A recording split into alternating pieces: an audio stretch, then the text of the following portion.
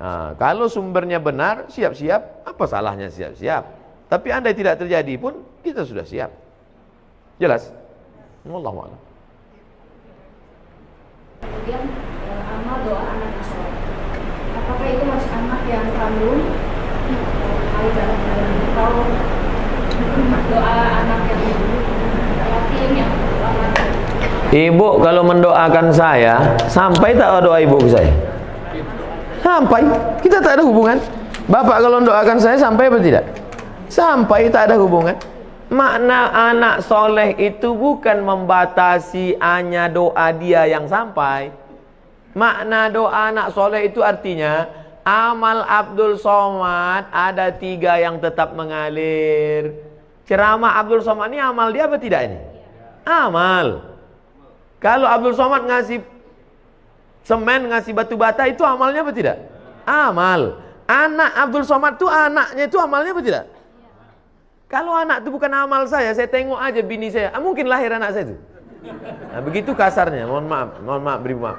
Jadi makna anak tadi jangan diragukan. Ustaz, kami ini tak punya anak, cuma anak angkat. Mengalir. Anak tiri, mengalir. Anak orang, mengalir.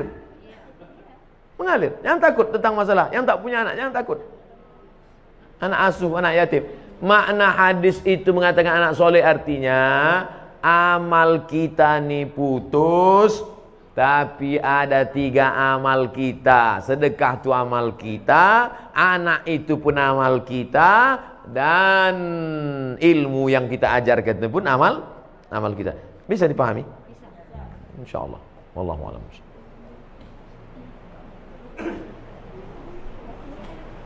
Assalamualaikum warahmatullahi wabarakatuh. Waalaikumsalam.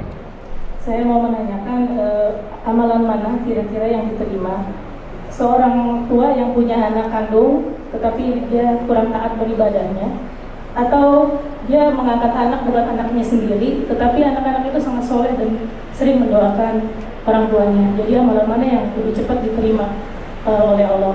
Itu yang pertama. Dan yang kedua, saya mohon supaya Ustadz dan jamaah yang ada di sini nanti tolong mendoakan untuk kesembuhan ibu saya. Nanti di akhir majelis kita doa semua untuk kesehatan, untuk husnul khatimah, untuk anak-anak kita dijaga dari narkoba. Nanti di akhir majelis. Punya anak kandung, kerjanya minum khamar, sakau, mabuk. Ada anak angkat, orangnya soleh. Kedua-duanya ini berdoa. Mana doanya yang lebih dulu sampai? Illalladzina amanu wa amilus shalihat. Semua manusia ini rugi kecuali orang beriman dan beramal soleh. Yang ditengok bukan anak kandung, anak tiri, anak angkat, tetangga, kawan, jiran, sahabat. Yang ditengok adalah soleh. Makanya Rabbi habli minas sholihin. Jangan takut tidak punya anak, tak ada yang mendoakan. Jangan takut bahwa kita tidak punya anak, tapi kita didik anak-anak kita jadi soleh, baik, bagus, memang itu perintah agama. Tapi terlalu khawatir tak punya anak, jangan takut. Nah, oleh sebab itu maka doa sampai, doa kawan sampai. Itu makanya kita suruh dekat-dekat dengan orang-orang soleh, berjamaah. Meninggal kita, saya insya Allah kalau mati jamaah nih selama ini banyak mendoakan. Tak ada pun doa dari tetangga, sahabat, kerabat, doa dari jamaah banyak doakan. Yang penting hablum minan nasnya baik, hablum minallah baik. Maka syarat dikabulkannya doa amanu wa amilus sholihat, beriman dan beramal soleh. Wallahu a'lam.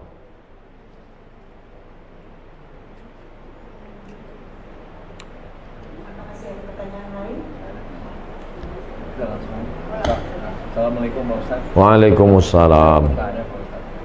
Kalau misalnya kita kan nabung di bank konvensional, itu kan ada bunga, berbunga. Nah bunganya itu kan boleh nggak gitu diamalkan ke mana gitu? Itu hukumnya gimana tuh Pak Ustaz? Juga yang menerimanya bagaimana gitu? Bapak Ibu yang ada tabungan di bank konvensional, besok waalaikumsalam warahmatullahi wabarakatuh. Bapak Ibu yang ada tabungan di bank konvensional, kalau betul Bapak Ibu mendengar pengajian saya ini, besok pagi alihkan ke bank syariah. Siap? Saya ulang sekali lagi. Bapak Ibu yang di bank konvensional, besok pagi alihkan ke bank syariah. Siap? Banyak dalam hati. Siap. Saya gaji ditransfer ke BRI Syariah. Walaupun BRI Syariah menolak saya ceramah, tak apa-apa. Tetap di mana saya, tabunglah ke BRI Syariah. Saya di BRI Syariah. Anda tabunglah ke BRI Syariah. Walaupun BRI Syariah menolak saya ceramah. Tak apa-apa. Saya tahu kalian takut ngundang kan? Tak apa-apa. BNI Syariah, Ustaz Somad, kami buatkan Ustaz kartu. Menabunglah ke BNI Syariah. Walaupun BNI Syariah tak berani juga ngundang. Tak apa-apa. BSM, Bank Syariah Mandiri, kasih saya kartu, pakai kartu, datang dia ke kampus tempat saya, nih kami buatkan Ustaz kartu Bank Syariah Mandiri 3, BRI Syariah, Bank Syariah Mandiri, BNI Syariah. Bang Muamalat belum datang lagi. Alihkan ke Bank Syariah, karena kalau bukan kita yang menghidupkan perekonomian syariah ini siapa lagi? Di Malaysia saya diundang ke Bank Rakyat. Saya tengok Bank Rakyat, wah, ini konvensional ini. Sampai hati orang ini ngundang saya, neraka jahanam ini. Pas sampai di situ, belum saya tanya, direkturnya udah ngomong, Ustaz Somad, ini bank konvensional katanya. Dalam hati saya, hancur dunia persilatan. Tapi sudah berubah jadi Islamic Bank. 5.000 pegawainya. Berubah dari konvensional, berhasil 100% murni jadi Islamic Bank, bank syariah. Pergi ke Kuala Lumpur, hebat. Maka besok, 2 yang menyebabkan sulit merubah bank konvensional jadi syariah. Pertama, political will, politik. Yang kedua, iklan ke masyarakat kurang. Saya di mana-mana terus saya sampaikan. Oke. Sekarang kita cerita tentang Bapak punya tabungan di masa lalu dan sekarang bunganya ada. Mau dikemanakan bunganya ini? Bolehkah bunga yang punya Bapak 100 juta ini, kita taruhlah 100 juta ini sekarang ada bunganya, bukan tabungannya, bunganya. Kemana bunga ini? Kata Syekh Yusuf Al-Qardawi, nama kitabnya Fatawa Mu'asirah, sudah dicetak oleh Gema Insani Press Jakarta. Judulnya Fatwa-Fatwa Kontemporer Yusuf Qardawi. Diserahkan ke lembaga yang dinikmati orang banyak, masalih ammah. Masjid, panti jompo, panti yatim, sekolah Islamic boarding school, serahkan. Bapak yang ada tabungan-tabung di konvensional, duit hasilnya itu riba, jangan kasih ke anak, jangan kasih makan ke rumah, serahkan ke lembaga yang dinikmati orang banyak. Ini jangan Ustaz Somad ini ceramah gini, nanti ujung-ujungnya kemana Pak Ustaz? Ke saya. Saya sampai sekarang tak pernah kepentingan pribadi saya serahkan ke lembaga-lembaga yang banyak dinikmati orang banyak. Wallahu a'lam. Ustaz, assalamualaikum warahmatullahi wabarakatuh. Waalaikumsalam. Ustaz, masalah bank syariah yang saya tahu di Indonesia, bank syariah itu patokannya masih Bank Indonesia, masih konvensional.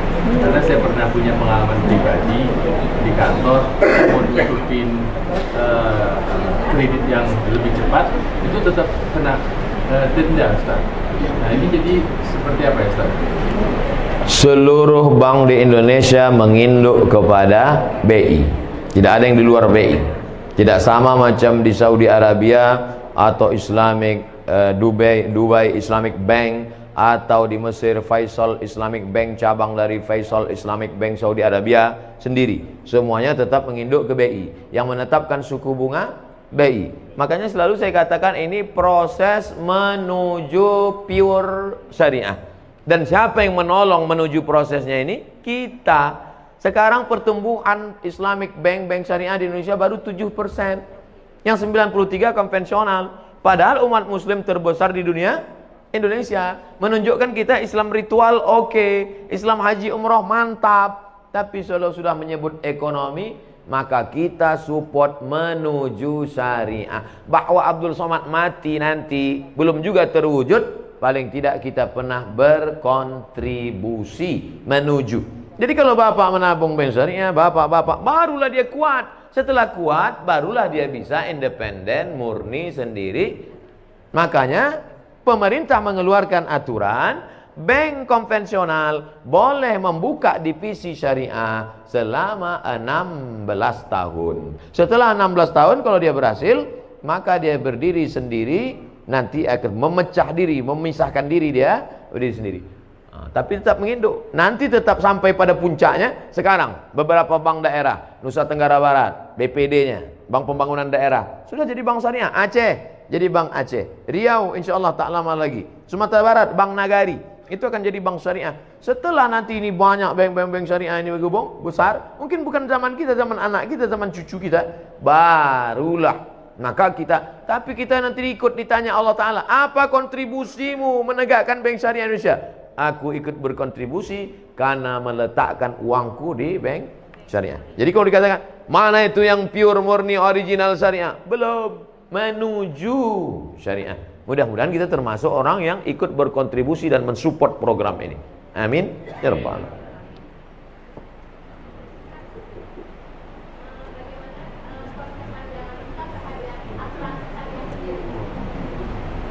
Hukum asuransi ada dua. Yang pertama mengatakan asuransi itu haram. Kenapa asuransi itu haram? Karena di dalamnya ada gharar, gambling, judi. 10 juta, 10 juta, 10 juta, 10 juta, 10 juta, 10 juta. Batuk dapat 100. Tak pernah, flu pun tak pernah. Tak dapat, bertahun-tahun tak dapat. 10 juta, 10 juta, 10 juta, 10 juta kumpul. Nabrak tiang listrik. Langsung dapat. Ini tak pernah. Akhirnya marah dia karena udah bertahun-tahun tidak, tabrakannya dapat. Maka karena ada unsur gambling, gharar, judi di dalamnya, haram. Kata fatwa yang pertama. Datang fatwa yang kedua, mengatakan boleh. Kenapa boleh? Karena di dalamnya ada unsur ta'awun, wa ta'awanu 'alal birri wat taqwa, wa la ta'awanu 'alal ismi wal 'udwan.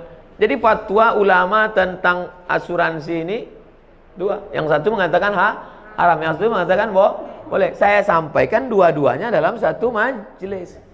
Kapan muncul masalah? Ketika dalam satu majelis saya sampaikan satu. Nah, itulah yang ada video Pak Profesor Dr. Ma'ruf Amin mengharamkan BPJS, tiba-tiba membolehkan. Dua-dua itu fatwa ulama. Cuman bedanya waktu belum jadi wapres disampaikannya satu. Setelah disampaikannya dua. Lalu kata orang, wah ini fatwanya kok berubah? Tidak, fatwa itu dua-dua ada. Buka dalam kitab Fatawa Mu'asirah, fatwa-fatwa kontemporer Syekh Ali Jum'ah Mufti Mesir. Tolong jangan upload sepotong-sepotong. Bahwa memang ada dua fatwa. Jadi kalau ada di antara bapak ibu yang memilih asuransi, perbuatannya itu betul atau tak betul? Betul, dia pilih fatwa kedua. Kalau ada di antara bapak ibu, aku sampai mati tak mau asuransi, perbuatannya itu betul atau tak betul? Betul juga, karena dia pilih fatwa yang pertama. Kok bisa ulama ini buat dua pendapat? Karena Nabi tidak ada menyebut dulu asuransi. Asuransi itu muncul belakangan dan ulama berijtihad. Rambut sama hitam isinya macam-macam. Ijtihadnya begini, ijtihadnya begini. Ustaz sendiri, saya tidak pakai asuransi kendaraan sampai sekarang. Terus Ustaz selamat terus, bolak-balik tabrakan. Mana berat yang listrik, sedang nyetir ditabrak orang dari belakang. Bahwa dia datang, musibah namanya. Oleh sebab itu maka amalkan sesuai keyakinan. Jadi kalau ada orang mengatakan, ngapain kau pakai asuransi? Sholat rajin, pengajian rajin, pakai asuransi. Fatwa kedua, bray. Wallahu a'lam.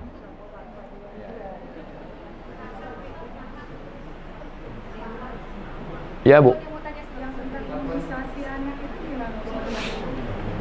Sampai sekarang tidak ada keluar dari Majelis Ulama Indonesia yang mengatakan bahwa materi benda yang disuntikkan itu halal. Tak ada. Ini kan ada fatwa halal. Ada tak halalnya nih? Oke, oke, halal. Halal. Halal ini isinya halal.